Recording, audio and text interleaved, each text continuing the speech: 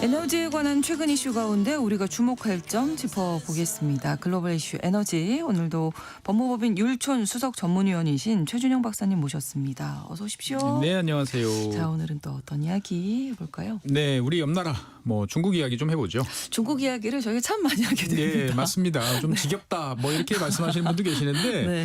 사실 지겹죠. 그런데 이제 중국이 우리나라 제조업 모든 분야에서 지금 경쟁을 하고 맞습니다. 있고 네. 최근에는 위협적인 존재가 되었다는 사실은 이제 분명하죠. 네. 그러니까 상대를 정확히 알아야 대비할 것은 대비하고 그렇죠. 또 힘을 합쳐서 뭔가 또 해볼 수 있는 것은 또 찾아볼 수 있으니까 네. 지겹더라도 좀 들어주시면 네. 감사하겠습니다. 잘 알아야 되겠죠. 네. 중국 에너지 쪽 얘기하면 요즘에는 재생에너지 떠오르더라고요. 네, 맞습니다. 그러니까 재생에너지 그 중에서도 이제 중국의 태양광은 엄청난 그렇죠. 물량, 그다음에 이제 가격 경쟁력을 자랑하고 있죠. 네. 중국이 가지고 있는 태양광 발전 용량은 세계 전체 태양광 용량의 절반입니다. 51%. 오, 네. 미국이 전 세계 용량의 11%, 인도가 7%를 가지고 있으니까 네. 격차가 매우 큰 셈이죠. 그러네요. 그러니까 중국이 가지고 있는 태양광 여기에다가 풍력을 더하면 폴란드 전체가 쓸 수 있는 전력을 생산하고도 남는다라고 말할 정도입니다. 네. 그런데 최근에 중국의 이 태양광 산업이 어려움에 처하고 있다, 이런 보도가 좀 나오더라고요. 네, 맞습니다. 그러니까 중국 내부적으로 매년 어마어마한 양의 이제 태양광 발전소들이 만들어지고는 있습니다만 네. 중국 태양광 패널 업체들이 만들어내는 양이 더 많아요. 아. 예, 그러니까 국내 수요에 비해서 공급이 훨씬 많습니다. 그렇군요. 네, 그러다 보니까 끊임없는 가격이나 덤핑 이런 것들이 이어지고 있죠. 네. 그래서 결국은 이제 적자가 이제 누적이 되고 있습니다. 2025년 1분기를 기준으로 보면 중국 상위 5개 업체가 이제 80억 위안의 적자를 봤어요. 우리 돈으로 계산해 보면 대략 한 1조 5천억 정도가 되는 적자이죠. 네. 작년 같은 경우에 보면은 상위 7개 업체를 합해 보니까 한 5조 2천억 원 정도 규모의 적자를 봤는데 적자가 이제 계속 이어지고 있고 규모도 조금씩 늘어나고 있습니다. 네. 2023년에는 이제 상위 업체들이 한 8조 원 정도의 흑자를 기록했는데 네. 이제는 적자가 계속되고 있는 상황이 이어지고 있는 거죠. 최근 2년 사이에 많은 네. 변화가, 상황이 많이 달라졌네요. 그렇습니다. 예, 중국 괴롭겠는데요? 원래 중국 제조업은 이런 괴로움을 딛고 성장을 해오는 게 또 패턴입니다. 네. 그러니까 중국 정부가 이제 산업의 목표를 설정하면 네. 그 다음서부터는 인위적으로 부양책을 막 돌려가지고 그렇죠. 성장을 시키는 거죠. 네. 그러니까 공장을 짓겠습니다. 이런 식으로 하면 시설 자금은 70%는 은행에서 저리로 빌려주고요. 네. 그다음에 중앙정부 이외 지방정부나 공공기관 이런 분야에서도 다양한 지원들이 이제 이루어지고 있는 거죠. 네. 그래서 이제 어느 정도 산업 규모가 커지면 그 중에서 쓸만한 친구들을 골라가지고 정부가 짝짓기를 시켜줍니다. 인위적인 이제 M&A죠. 그렇게 해서 덩치를 이제 키우고 나서 가격 경쟁력이 확보되면 이제 수출로 이제 나가게 됩니다. 그래서 네. 세계 시장을 장악하는 게 이제 중국 산업 발전의 패턴인 거죠. 네. 그리고 이제 만약에 수출이 잘 안 된다. 이러면은 이제 국내에다가 보조금을 풀어가지고 국내 그렇죠. 수요를 키워서 이걸 또 받아주는 방식이죠. 네. 그래서 잘 아시는 것처럼 태양광, 2차 전지, 드론, 조선 모두가 이제 비슷한 방식으로 성장해서 세계 1위를 이제 장악을 하게 된 거죠. 이런 방식은 중국이니까 가능했다. 네, 이런 생각이 들고요. 네, 맞습니다. 사실 중국이니까 가능한 방식이다라는 게 정확한 표현인 것 같고요. 네. 문제는 이제 이런 과정을 거치다 보면 결국 정부가 부담해야 되는 비용이 매우 커질 수밖에 없습니다. 그러니까요. 즉 네. 정부 부채가 늘어난다라고 보시면 되겠습니다. 그래서 결국은 좀 힘들어도 해당 산업이 시간이 지나면 돈 잘 벌고 세금도 잘 내고 고용도 잘하고 이러면 이제 문제가 없는데 그러지 못하다 보니까 최근에 이제 중국 실질 부채 비율이 GDP 대비 100%를 넘어가고 있다. 이런 이야기도 나오고 있어요. 네. 그래서 어쨌건 중국은 이제 태양광, 풍력에서 이제 이런 방식을 통해서 큰 성과를 낸 것은 이제 분명한 사실이고요. 네. 최근에 이제 중국은 이제 이런 재생에너지 이외에 원자력에도 대규모 투자를 하고 있습니다. 중국이 원전을 네. 많이 짓고 있다면서요? 그렇습니다. 어느 정도인가요?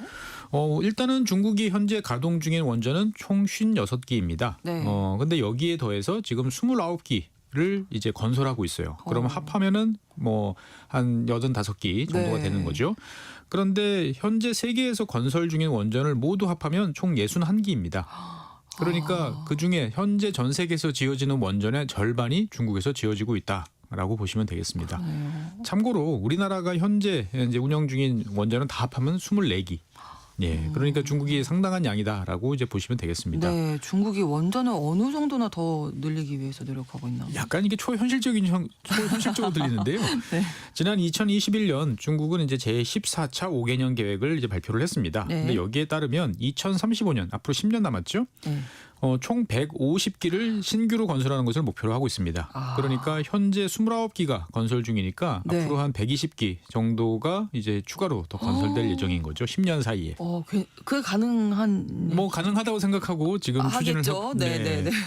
그래서 2035년이 되면 와. 중국 전체의 원전 시설 용량을 이제 200기가와트 규모로 늘리려고 그러는데 네. 보통 원전 한 기가 보통 1기가와트 정도로 네, 보시면 네. 돼요. 그러면 총 200기가 이제 200개의 이제 원전이 이제 건설되는 거죠. 네. 그러니까 현재 중국 같은 경우는 매년 6개에서 8기 정도의 원전을 이제 착공을 하고 있습니다. 엄청난 물량이고 속도로 네. 지금 건설을 하고 있는데 왜 이렇게 원전에 집중을 또 중국이 하는 걸까요? 일단 대외적으로는 이제 온실가스 감축을 위해서 이제 무탄소 전원을 늘린다라는 게 명분입니다. 네. 그러니까 앞서 언급했던 200기가와트 이게 잘 감이 안 오실 텐데 이 시설 용량을 달성하게 되면 중국이 줄일 수 있는 온실가스 양은 현재 독일, 프랑스, 스페인, 영국 이 배출하는 탄소 배출량을 다 합한 것보다 더 많이 줄일 수 있어요.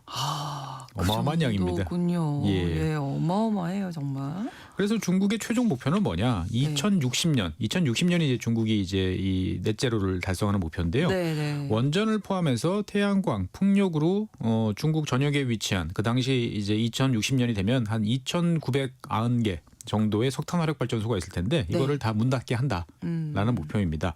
물론 이제 약간의 가스 화력 발전소는 남아 있겠습니다만 수력을 포함한 무탄소 전원으로 대부분의 전력을 생산하겠다라는 것이 중국의 목표이고 그걸 위해서 지금 이제 원전을 건설하고 있는 거죠. 근데 중국이 뭐 환경만 생각해서 이러진 않을 텐데요. 예, 맞습니다. 그러니까 뭐 환경 기후 이런 것도 있고 또 네. 경제적인 이유도 큽니다. 그렇겠죠.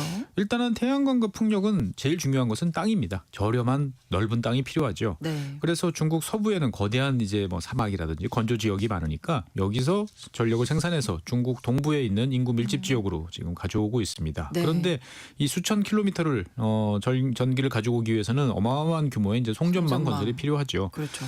사실 세계에서 가장 열심히 미래형 송전망 건설을 진행하는 나라가 중국입니다. 그러니까 이제 큰 사고 없이 지금 이제 여러 가지를 잘하고 있는데 네. 돈이 너무 많이 들어요. 중국 입장에서 봤을 때도 쉽지 않습니다. 그러다 보니까 이제 인구와 산업이 밀집한 해안 지역까지 저 멀리서 끌고 오는 건 너무 힘드니까 네. 그런 지역에는 그러니까 좁은 지역에서 전력 수요가 높은 이 해안 지역에는 차라리 원전을 집중 배치해서 이 지역에서 필요한 전력 수요는 원전으로 감당하자. 네. 이러면 전체적으로 이제 경제적으로 뭔가를 해볼 수 있지 않겠느냐라는 계산인 거죠. 자, 그러면 중국이 언제부터 원전을 사용하기 시작했습니까? 중국은 1981년 부터 이제 원전 건설에 나섰습니다. 네. 그런데 2020년 이전까지는 되게 신중하게 이제 좀씩 늘려나갔다라고 보시면 되겠어요. 여러 가지 이유가 있습니다만 뭐 일단은 대외적으로는 2011년 동일본 대지진으로 인해서 이제 원전에 대한 안전성 뭐 이런 대한 이제 의문이 제기되다 보니까 국민적 우려를 고려해서 신중하게 진행한다라고 했지만 네. 사실 더 큰 이유는 이제 기술 부족이었습니다. 네. 그러면 기술을 어떻게 확보할 수 있었을까요? 그렇죠. 이게 참 신기한데 네. 중국은 이제 뭐든지 막대한 수요를 자랑하는 국내 시장이 있습니다. 그렇죠. 외국 업체들 입장에서 봤을 때는 너무 매력적이에요. 네. 그러니까 중국 시장에 들어가려면 기술 좀 내놔라고 하는 요구에 대해서 다들 들어주면서 이제 진출을 하고 싶은 거죠. 네. 그래서 세계적인 이제 원자력 기술을 가진 미국의 웨스팅하우스 같은 경우에는 2008년에 자신의 원자로인 AP1000 관련 기술을 중국 그 원전 기술공사에 제공하는 계약을 체결했습니다. 네. 그러니까 이제 웨스팅하우스 입장에서 봤을 때는 이제 중국 시장에 마음대로 진출할 수 있겠구나라고 생각을 했던 거죠. 네. 그리고 이제 계약에 따라서 대량의 기술 자료를 이제 제공을 했는데 이거를 이제 중국 엔지니어들이 열심히 공부를 한 거죠. 그래서 중국 원전 기술이 이제 일취월장하게 되었고, 네. 그리고 이제 미국뿐만 아니고 중국은 이제 원자력 그 산업이 발전한 뭐 프랑스, 캐나다, 러시아 이런 다른 나라와도 이제 협력을 계속했습니다. 네. 그러다 보니까 현재 지금 중국의 원전은 미국식뿐만 아니고 프랑스, 캐나다, 러시아 뭐 전 세계 원전이 다 모여 있는 이제 이러한 형편이에요. 그러니까 중국 입장에서 봤을 때는 여러 형태를 운영을 하면서 네. 장단점을 파악하고 효율적인 설계가 뭔지, 그다음에 운영은 어떻게 하면 좋은지 이런 것들을 이제 비교하면서 기술을 발전시키기 그러네요. 좋은 환경입니다. 네. 그러면 현재 중국의 원전 기술 수준 어느 정도로 보십니까? 2020년에 자체 기술로 만든 3세대 원전인 CAP1400 1호기를 이제 가동을 시작했고요. 네. 그다음에 이를 토대로 2021년부터 이제 자기들이 만든 이제 기술에 따라서 만든 원전들을 본격적으로 확대하고 있습니다. 네. 그러니까 이제 중국은 원자력 발전소 건설과 관련돼 있는 대부분의 기자재를 국내에서 제조할 수 있고요. 당연히 비용도 경쟁보다 낮습니다. 예, 왜 그럴까요? 뭐 일단 다른 제조업과 똑같죠. 그러니까 제조업이라는 것은 뭐 무조건 많이 만들면 싸진다. 그렇죠. 라는 만고불변의 진리죠. 네. 그러니까 매년 최대 10기의 원전을 신규 건설하고 있다 보니까 당연히 관련 산업 발달하고 인력도 많아지고 산업 네. 생태계도 좋습니다. 건설 노하우도 축적되죠. 네. 미국이나 유럽에서 원자력 발전소 하나 건설하는데 보통 10년, 길면 20년까지 걸립니다. 근데 중국은 5년에서 7년 미리 딱 정해놓으면 그 기간에 맞춰서 지금 착착 진도를 나가고 있습니다. 그러다 보니까 당연히 저렴할 수밖에 없죠. 자, 그러면 앞으로 수출 시장에서 우리나라와 네. 예, 아무래도 경쟁을 하게 되지 않을까 싶네요. 맞습니다. 사실 2015년 정도에는 우리나라가 이제 중국에 원자로를 수출한 적도 있어요. 네. 그런데 이제는 경쟁 상대로 점점 바뀌고 있습니다. 그러니까 중국은 자기들이 이제 경제 원조를 많이 해주고 있는 파키스탄에 이미 원전을 이제 3개 건설을 이제 해주었고요. 네. 최근에는 이제 아르헨티나와 이제 원전 계약을 이제 체결을 했어요. 근데 이제 원자력 발전소는 이제 계약을 체결했다고 무조건 다 짓는 건 아니고 또 여러 가지 과정이 있습니다만 어쨌든 해외로 점점 나가고 있고요. 무엇보다도 사우디아라비아가 계획 중인 원전 사업에도 진출할 뜻을 이제 밝히고 있습니다. 네. 이 공식적인 것은 아닌데 이제 비공식적으로 흘러나오는 이야기들을 종합을 해보면 네. 사우디아라비아 측에 중국이 제시한 가격이 우리가 염두에 두고 있는 가격보다 한 30% 이상 저렴하다. 이런 이야기도 있습니다. 그러네요. 차이가 있네요. 네, 그러니까 일단 저렴한 가격도 무섭고 사실 저 개인적으로는 더 무서운 게 이제 중국 기술이. 원전이 미래 기술에서는 오히려 더 앞서가고 있다라는 생각이 계속 들어서 그렇습니다. 네. 원전의 미래 기술 어떤 게 있을까요? 보통 이제 원자력 발전소는 이제 기술 발전과 안전 규제에 따라서 뭐 1세대부터 4세대까지 이제 구분됩니다. 네. 뭐 걸그룹만 세대를 나누는 게 아니고. 네. 네.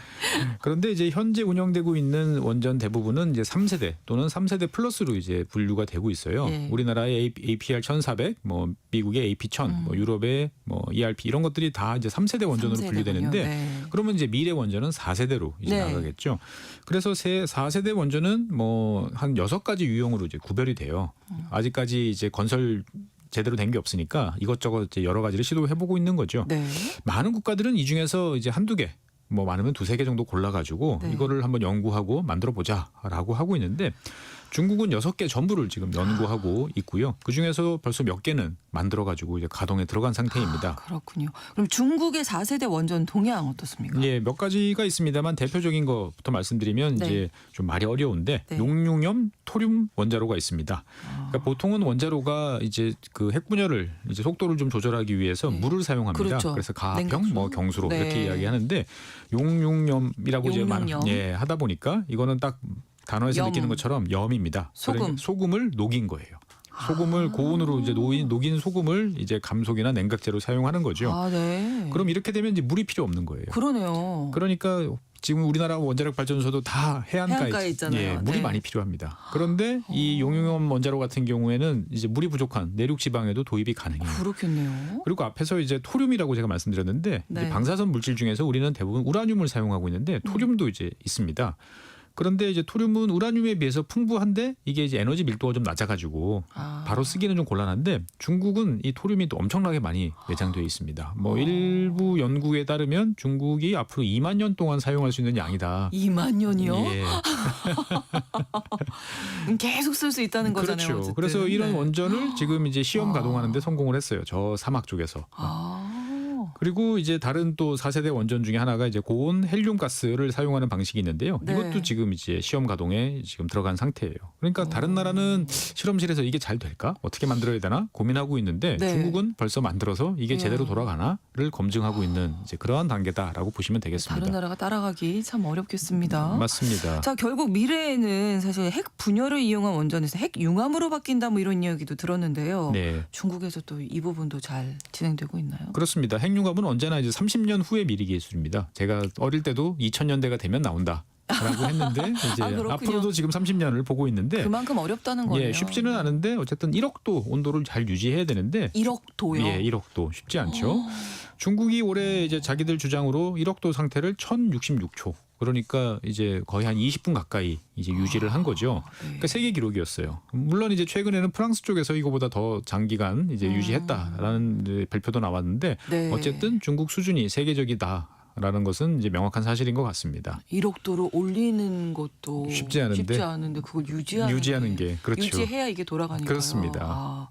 자, 그럼 우리 얘기를 또 안 해볼 수가 없을 텐데 네. 우리의 미래 원전 지금 어느 정도인가요? 일단은 현재 쓰고 있는 3세대 원전에서는 대한민국은 이제 기술력, 가격 경쟁력 잘 갖추고 있어요. 그래서 네. 이제 해외 수출도 점점 이제 많이 시도를 하고 있는데 네. 4세대의 경우에는 좀 자신이 없어요. 그렇군요. 이게 왜냐하면은 이제 꾸준하게 연구를 해야 되는데 네. 탈원전 했다가 다시 또 복원했다가 하다 보니까 이게 이제 추진 동력이 상당 부분 이제 상실된 거죠. 네. 그러니까 지금 같은 경우도 원자력 산업이 꽤 이제 호황이다, 앞으로 많이 잘 될 거다라고 생각을 하지만 정작 네. 기업들 이야기를 들어보면 이제 미래를 믿고 투자를 할 수 있겠는가라는 생각이 드는 겁니다. 네. 그러니까 또 정책이 바뀌면 이제 또 보릿고개를 겪어야 되는데 그렇죠. 그러니까 여러 번 제가 이 코너에서 말씀드리지만 이제 에너지 정책은 지속 가능하고 예측 가능하고 무조건 장기적 관점에서 진행돼야 되는데 네. 우리는 지난 10년 동안 여기에서 좀 실수를 이제 하다 보니까 우리가 자랑스럽게 생각하는 원자력 기술에서도 어떻게 보면은 추격을 이제 허용하고 있는 것이 아닌가라는 네. 좀 걱정이 좀 많이 되고 있는 거죠. 정부가 바뀌더라도 그렇습니다. 장기적인 정책이 네. 일관되게 유지돼야 한다. 네. 다시 한번 또 생각하게 됩니다. 글로벌 이슈 에너지 법무부인 율촌 수석 전문위원이신 최준영 박사님과 오늘도 함께했습니다. 고맙습니다. 네, 감사합니다. KBS 1라디오 신성원의 오늘 세계는 마무리하고요. 내일 오전 11시 5분에 다시 뵙겠습니다. 고맙습니다.